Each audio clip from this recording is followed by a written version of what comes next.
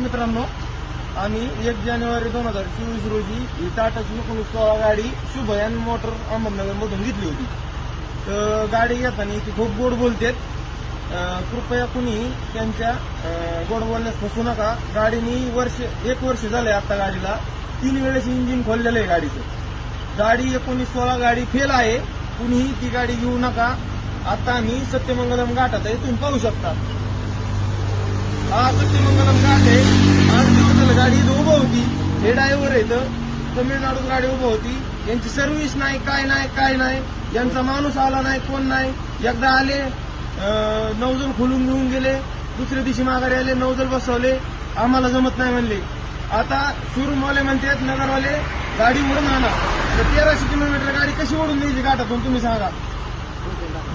टोचन दाखवा त्यांना.